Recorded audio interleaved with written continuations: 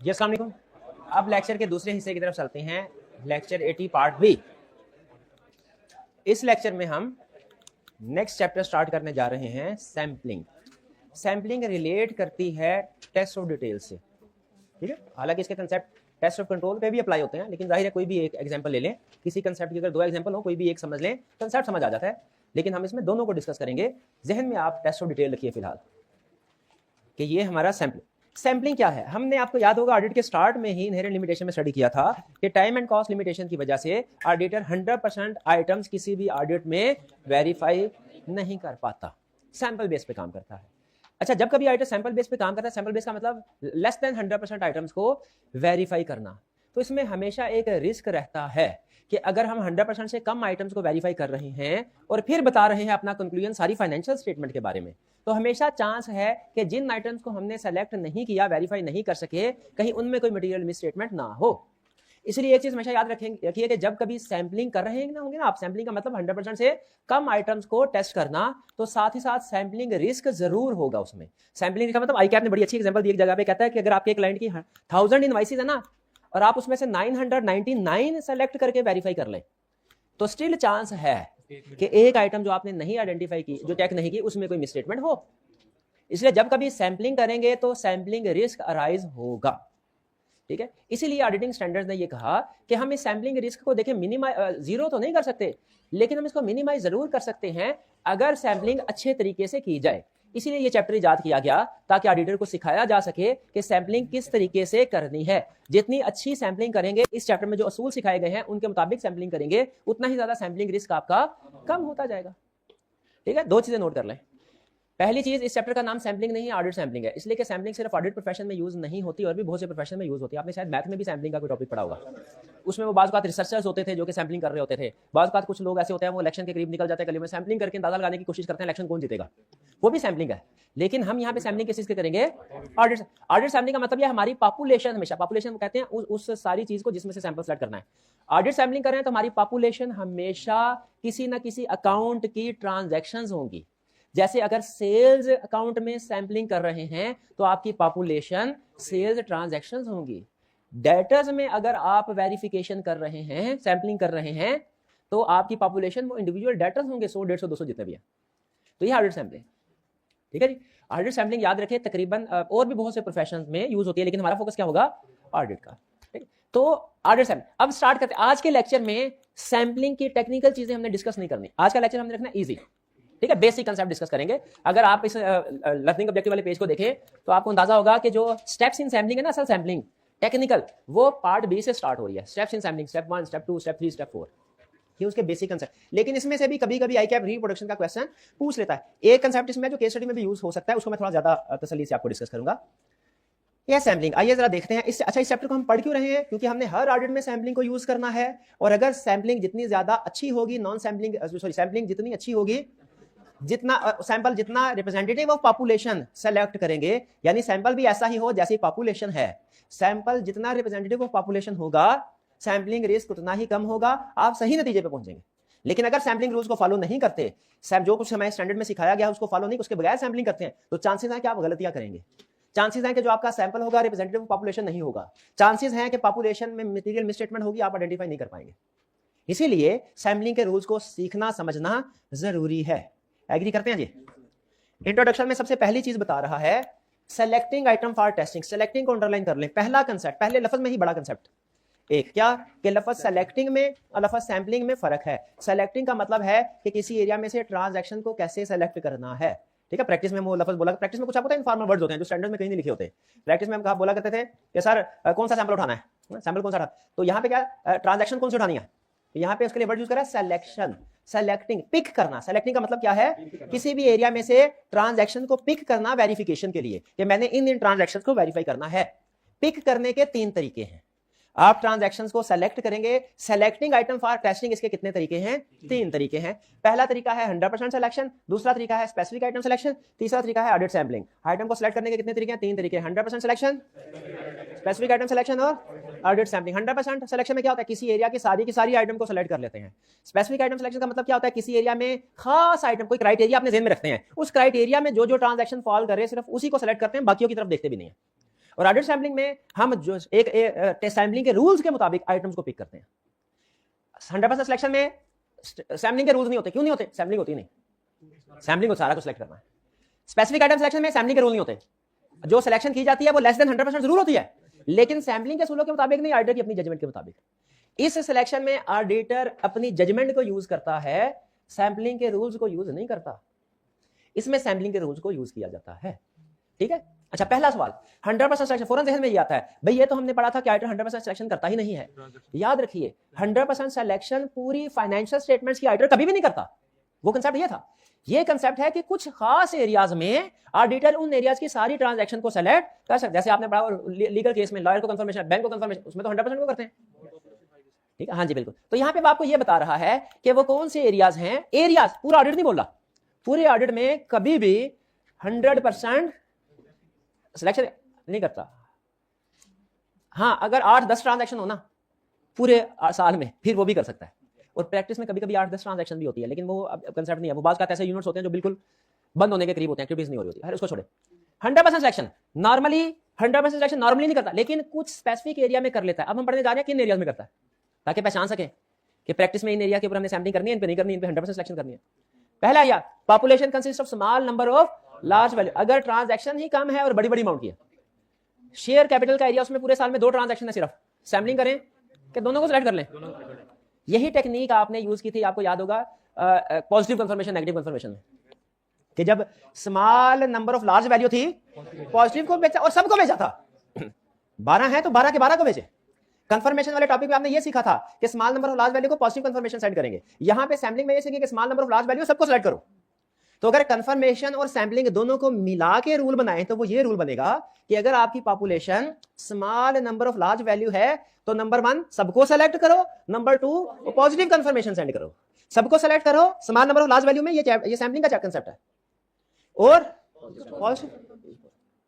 Clear हुई है बात? अच्छा, ये बात मुझे याद आ गया, ये पुरानी बुक में चैप्टर नंबर डिफरेंट है, नई बुक में डिफरेंट है। पुरानी में शायद 17 है, उस लिहाज से देख लीजिएगा। दूसरा, there is significant risk which can not be reduced by other means. बात औकात कुछ एरिया में रिस्क ज्यादा होता है, जैसे लीगल केसेस में। आपको बताया था लीगल केसेस को आइडेंटिफाई करने के लिए हम लीगल एक्सपेंस को भी सेलेक्ट करते हैं और सारी ट्रांजैक्शन देखते हैं कि कहीं ऐसा तो नहीं कि कोई लीगल केस हो जिसकी फीस दे दी है लेकिन हमें बताया नहीं। वो दूसरे तरीकों से आइडेंटिफाई करना मुश्किल होता है।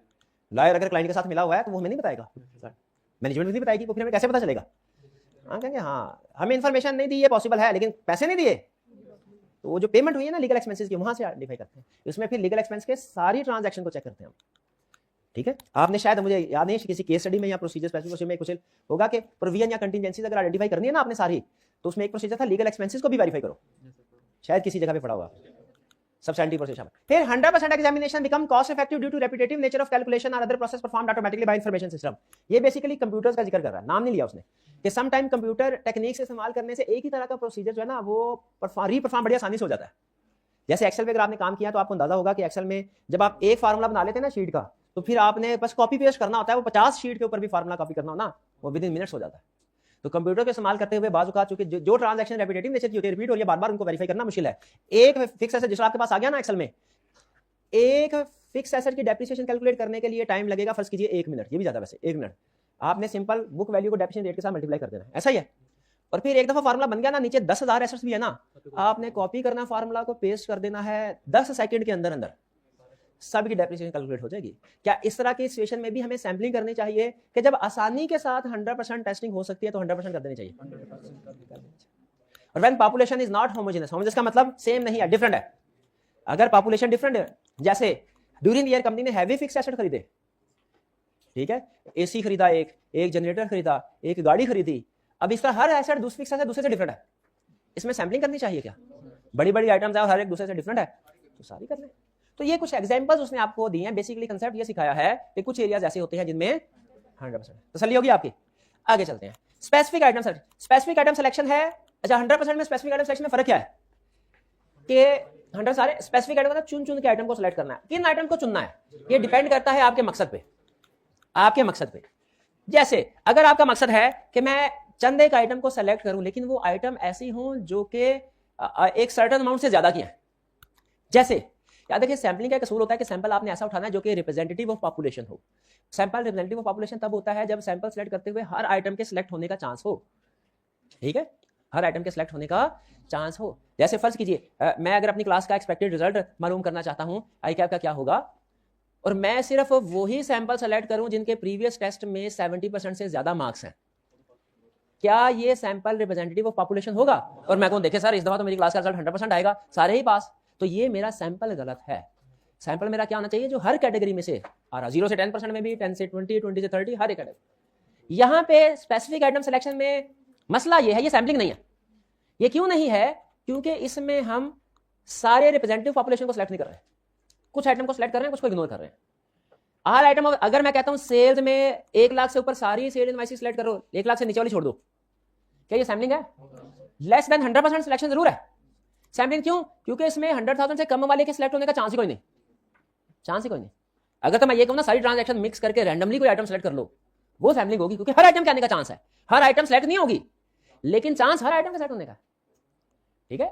अगर मैं सिर्फ जो फ्रंट के 2-3 बेंच है इसमें से स्टूडेंट उठा लूं तो क्या ये रिप्रेजेंटेटिव ऑफ पॉपुलेशन है? नहीं है।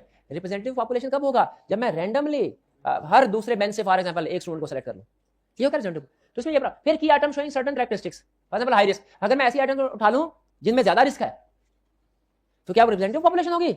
नहीं। क्यों? क्योंकि लो रिस्क वाली सिलेक्ट नहीं हो सकी। लो रिस्क वाली आइटम, भाई आपके सामने डेटर्स का एरिया है, आपने कंफर्मेशन के लिए सिलेक्शन करनी है। नंबर 1 आपने जो टॉप के मेजर डेटा थे टॉप 20 वो सेलेक्ट करके उनको कंफर्मेशन सेंड कर दे, क्या ये सैंपलिंग है?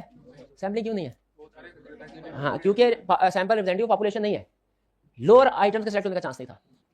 दूसरा मैंने किया जिनके जो ओवरड्यू डेटा थे उनको सेलेक्ट करके कंफर्मेशन भेज दी, क्या ये सैंपलिंग है? क्यों? ये भी रिप्रेजेंटेटिव पॉपुलेशन नहीं। वो कैसे? जो विद इन क्रेडिट लिमिट थे उनके सेलेक्ट होने का चांस ही नहीं। लेकिन क्या ये भी मुझे करना चाहिए कि नहीं करना चाहिए? सैंपलिंग नहीं है प्रोसीजर ये, लेकिन आपके ख्याल में मुझे ओवरड्यू डेटा को अलग से वेरीफाई करना चाहिए कि नहीं करना? क्योंकि रिस्क है। मैं टॉप 10 सेल्स टॉप 10 डेटा को सिलेक्ट करता हूं, सैंपलिंग नहीं है ये, लेकिन क्या मुझे प्रोसीजर परफॉर्म करना चाहिए कि नहीं? करना चाहिए, क्योंकि कम सैंपल सेलेक्ट करके ज्यादा अमाउंट वेरीफाई हो रही है, पे कर रहे हैं। तो इसलिए हमारी कोशिश पहले यही होती है किसी भी एरिया में जाके स्ट्रैटिफिकेशन करें, उसमें जहां पे किसी क्लास में 100% वेरिफिकेशन हो सकती है 100% कर लें, किसी क्लास में अगर स्पेसिफिक आइटम सिलेक्शन हो सकती है स्पेसिफिक आइटम कर लें, और बाकी की क्लासेस में क्या करें? सैंपलिंग। इसी तरह आइटम्स टू ऑब्टेन इंफॉर्मेशन, अगर आपने इंफॉर्मेशन अंडरस्टैंडिंग ऑब्टेन करनी है, अब सेल्स सिस्टम की अंडरस्टैंडिंग ऑब्टेन करनी है आपने, क्या सेल्स की सारी ट्रांजैक्शन सेलेक्ट करेंगे? 1000 ट्रांजैक्शन सारी नहीं करेंगे। अच्छा, उसमें से सैंपल सेलेक्ट करके 50 ट्रांजैक्शन सेलेक्ट करेंगे। अंडरस्टैंडिंग ऑब्टेन करनी है ना, 1 या 2 ही काफी है। ये है स्पेसिफिक आइटम सिलेक्शन। आप कहेंगे मुझे एक क्रेडिट सेल्स दो, एक कैश सेल की ट्रांजैक्शन दो, बस सेल्स का पूरा सिस्टम फिर मैं समझ लूंगा। तो ये कंसेप्ट है कि आइटम को सिलेक्ट करने के 3 तरीके हैं, 100%, स्पेसिफिक आइटम सिलेक्शन और सैंपलिंग। 100% और स्पेसिफिक में कॉमन क्या है? दोनों ही सैंपलिंग नहीं है। फर्क क्या है? इसमें सारी ट्रांजैक्शन सेलेक्ट होती है, इसमें लेस देन। लेकिन इसमें लेस देन 100% है, लेकिन हर आइटम के सिलेक्ट होने का चांस नहीं है इसमें। अगर आप ऑल आइटम्स ओवर 100,000 सिलेक्ट करते हैं तो ऑल आइटम्स बिलो 100,000 के सिलेक्ट होने का चांस नहीं है। समझ रहे हैं? इसीलिए इसकी बेस पे जब आप कंक्लूजन ड्रॉ करते हैं ना, तो वो सिर्फ उन आइटम्स के ऊपर कंक्लूजन होता है जो आपने सेलेक्ट की हुई है। अगर मैं ऑल आइटम्स ओवर 100,000 सेलेक्ट करता हूं, सारी सही निकलती हैं, मैं ये कभी भी नहीं कह सकता कि सेल्स ठीक है। मैं सिर्फ ये कह सकता हूं कि जो सेल्स 100,000 से ज्यादा की है वो ठीक है। सैंपलिंग की ब्यूटी ही यही है कि वो पूरे एरिया के बारे में आपको कंक्लूजन पे पहुंचाती है कि वो सही है कि गलत है, सिर्फ उन चीजों के बारे में नहीं जो आपने सेलेक्ट किया और वेरीफाई किया। सैंपलिंग की खास बात यही है। क्लियर जी? तो यह सैंपलिंग क्या है? Audit sampling is the application of audit procedure to less than 100% items. जब उसने लेस देन 100% आइटम बोला तो अपने आप को 100% सिलेक्शन से डिफरेंशिएट कर दिया सैंपलिंग ने। सैंपलिंग ने क्या कहा? सैंपलिंग क्या है कि ऑडिट प्रोसीजर को अप्लाई करना किन आइटम्स पे?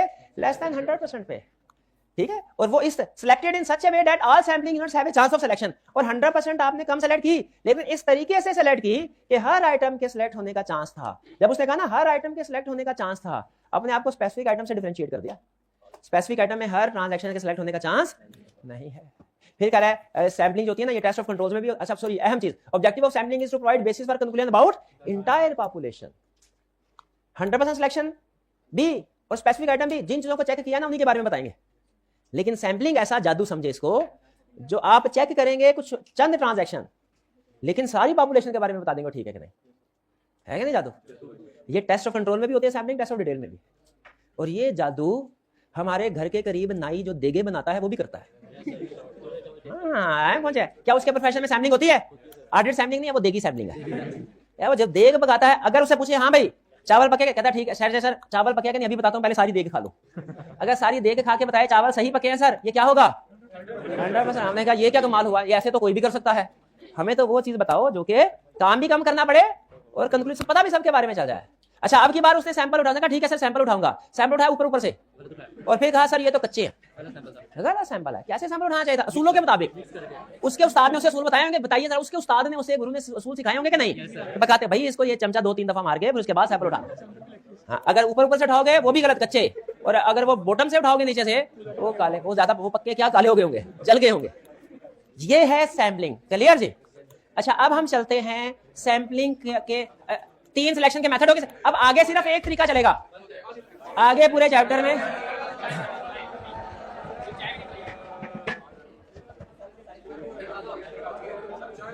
अच्छा एक दो छोटी छोटी एग्जांपल, एक दो छोटी छोटी टेक्निकल चीज इसमें कोई नहीं है, टेक्निकल चीज। आपको याद है audit risk model?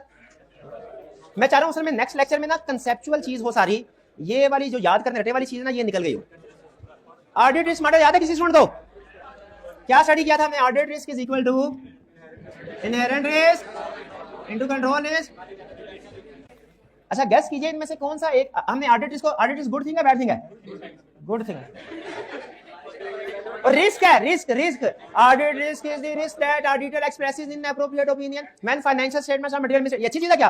Financial statement material misstatement हो, राइटर कहते सब कुछ ठीक है, अच्छा है क्या? ये कह रहा है अच्छा है, गलत कम होना चाहिए। सोच के बताइए, बुराई को उसकी जड़ से खत्म करना चाहिए तभी खत्म होगी ना, तो इसकी जड़ तक पहुंचना है। ऑडिट रिस्क की जड़ पे पहुंचने लगे हमें पता चला ऑडिट रिस्क की फर्दर 3 रीजन है। कौन कौन से? डिडक्शन, इसको कम करना है तो इन तीनों को कम कर दो, कम हो जाएगा। जब कम करने लगे पता चला 2 हमारे कंट्रोल में नहीं है, सिर्फ एक कंट्रोल में है, बताएं कौन से? Detection risk. तो इक्वेशन हमारा कंसेप्ट ये बना, ऑडिट रिस्क को कम करना, ऑडिटर को डिटेक्शन रिस्क कम करना पड़ेगा, ये उसके प्रोसीजर से रिलेट करता है। डिटेक्शन रिस्क को हमने देखा, डिटेक्शन रिस्क की फर्दर 2 रीजंस थी। नंबर 1 डिटेक्शन रिस्क क्या है कि ऑडिट प्रोसीजर किसी मिस स्टेटमेंट को डिटेक्ट नहीं कर सके। डिटेक्शन इसको ध्यान में रखिएगा, डिटेक्शन क्या है? ऑडिट प्रोसीजर किसी मिस स्टेटमेंट को डिटेक्ट नहीं कर सके। रीजन क्या हो सकते हैं? 2 रीजन हो सकती हैं। नंबर 1 किस वजह से डिटेक्ट नहीं कर सके? क्योंकि सैंपलिंग की थी, सैंपलिंग 999,000 में से 999 भी तो 1000 में रिस्क रहता है, सैंपलिंग की थी, इस वजह से प्रोसीजर मिस स्टेटमेंट डिटेक्ट नहीं कर सके। क्यों? क्योंकि हो सकता है जो आइटम सैंपल में नहीं आई उनमें मिस स्टेटमेंट हो। अच्छा जो आइटम, अगर रिस्क ये हो ना कि हमने सैंपल सेलेक्ट किया और मिस स्टेटमेंट उन आइटम्स में थी जो सैंपल में नहीं आई, तो वो रिस्क क्या है? सैंपलिंग रिस्क की रीजन क्या होती है? सैंपलिंग रिस्क की रीजन क्या होती है? Where there is a sampling there is a sampling risk. अच्छा और एक दूसरा रिस्क भी है कि audit procedure misstatement detect ना कर सके। वो क्या कि रिस्क के सैंपल के अंदर मिस स्टेटमेंट मौजूद थी, ऑडिटर ही चर्सी था, ऑडिटर ही प्रोसीजर सही परफॉर्म नहीं किया, उसने प्रोसीजर को सही प्लान नहीं किया, सही परफॉर्म नहीं किया, सुपरवाइज नहीं किया, डायरेक्ट नहीं किया, रिक्वायरमेंट्स को फॉलो नहीं किया स्टैंडर्ड की। भाई ये भी तो रीजन देखिए, कंसेप्ट को नहीं, हंसी में कंसेप्ट ना उड़ जाए। अब वो ये क्या, ये दोनों रीजन है किस चीज की कि ऑडिट प्रोसीजर से मिस स्टेटमेंट डिटेक्ट नहीं हो सकी। ये एक रीजन ये है, एक रीजन ये है, दोनों में फर्क समझ आया? ये है सैंपलिंग की वजह से। जब तक सैंपलिंग दुनिया में रहेगी सैंपलिंग रिस्क रहेगा। स्टैंडर्ड कहता है इसको आप रिड्यूस कर सकते हैं, जीरो नहीं कर सकते। रिड्यूस कैसे कर सकते हैं? इस चैप्टर को अच्छे तरीके से पढ़ के और जो सीखे वो प्रैक्टिस में अप्लाई करके। कहता है लेकिन नॉन सैंपलिंग रिस्क है ना, इसको जीरो होना, इसकी माफी नहीं होगी। नॉन सैंपलिंग रिस्क किसकी वजह से? ऑडिटर की इनएफिशिएंसी की वजह से, ऑडिटर की इनकॉम्पिटेंस की वजह से। देख रहे हैं ना, नॉन सैंपलिंग रिस्क सैंपलिंग के अलावा किसी भी और रीजन की वजह से अगर मिस स्टेटमेंट डिटेक्ट नहीं हो सकी से क्या कहते हैं? Non sampling risk. और कोई और एनी अदर रीजन क्या होती है? ऑडिटर की इनएफिशिएंसी, सही प्रोसीजर परफॉर्म नहीं किए, प्लान नहीं किए, डॉक्यूमेंट नहीं किए, रिव्यू नहीं किए, वगैरह वगैरह। ठीक है, प्रोसीजर जो है वो अब 2 डिटेक्शन रिस्क है ना फर्दर। ठीक है, ऑडिट इसको कम करना था, डिटेक्शन इसको कम करना। डिटेक्शन इसको कम करने के लिए इन दोनों को कम करना। स्टैंडर्ड इनको भी कम कर सकते हो, इसको कम करना ही करना है। नॉन सैंपलिंग रिस्क को कैसे रिड्यूस किया जाए? How to reduce? मसला आपके सामने रख दिया, हल बताएं। अच्छा ऑडिटर हो, प्रॉपर्ली प्रोसीजर प्लान करें, सुपरवाइज करें, क्वालिटी कंट्रोल रिव्यू, शाबाश। एक और कंसर्न, सैंपलिंग रिस्क को कैसे कम किया जाए? 2 तरीके हैं, एक देसी क्लासिक तरीका, एक मॉडर्न तरीका। क्लासिक तरीका क्या? पुराना तरीका स्टैंडर्ड, सैंपल साइज को बढ़ा दें। सैंपल साइज को कम करेंगे तो सैंपलिंग रिस्क बढ़ता जाएगा, क्योंकि ये चांस के जो आइटम सिलेक्ट नहीं की उनमें मिस स्टेटमेंट है ये बढ़ता जाएगा। तो सैंपल, अच्छा आप अपनी ख्वाहिश बता रहे थे? नहीं, फिर से सुने, सैम्पलिंग रिस्क क्या है? सैम्पलिंग करते हैं, गौर से इसमें शोर ना मचाए भाई, कंसेप्ट दरमियान में रह जाता है, शोर ना मचाइए। सैम्पलिंग रिस्क ये है कि आपने सैंपल से 100% से कम आइटम को सेलेक्ट किया, तो ये चांस के जिन आइटम्स को सेलेक्ट नहीं किया उनमें मिस स्टेटमेंट होगी, ये होता है sampling risk. Sampling risk is the risk that auditor's conclusion based on sample might be different if entire population would have been tested. Sampling risk क्या है कि auditor's conclusion based on sampling might be different if entire, अगर सारी population test करें तो कुछ और अगर सैंपल सेलेक्ट करें तो कुछ और। ठीक है, इलेक्शन से पहले बात होते हैं वो जो क्या क्यों मिलते हैं, वो जो भी होते हैं वो मुख्तलिफ अवेलेबल, अच्छा जो भी, वो जाके पूछते हैं लोगों से, भैया आप किसको वोट देंगे, किसको वोट देंगे, किसको वोट, ये सैंपल होता है। सैंपल क्या वो पूरे पाकिस्तान से पूछते हैं? पूरे पाकिस्तान से नहीं पूछते हैं, ठीक है, चंद एक लोगों से कोई पूछते हैं, ठीक है। अच्छा वो जिनसे पूछते हैं, क्या लाजमी है कि जिन्होंने बताया उस सैंपल के मुताबिक जो जिस नतीजे पे पहुंचे कि ये पार्टी जीतेगी, इलेक्शन में वही पार्टी जीते? नहीं, ये किस वजह से होता है? सैंपल सही सिलेक्ट ना होने की वजह, ये है सैंपलिंग। क्लियर जी? तो ये हो गया डिटेक्शन सैंपलिंग के रिस्क। भाई अब आप इजाजत देंगे तो फिर आगे लेक्चर चलेगा, वरना नहीं पढ़ना तो मुझे बता दें, हम रोक लेता हूं, मुझे कोई शौक नहीं मेरे भाई। मैं सिर्फ ये कोशिश कर रहा हूं अगले 5-7 मिनट में इसको किसी किनारे पे लगा दूं, ठीक है। एक कंसेप्ट होता है चेक पॉइंट, क्योंकि अगर कल मैंने इधर छोड़ के, आपको नहीं इन चीजों का अंदाजा होता है, इसको कल मुझे सारी बैकग्राउंड दोबारा बढ़ानी पड़ेगी, यहां तक पहुंचने के लिए ना यहां से शुरू करना पड़ेगा। कहते हैं तो ठीक है, रहने देते, बस कर देंगे, नहीं बस कर दे, क्लोज कर दे लेक्चर।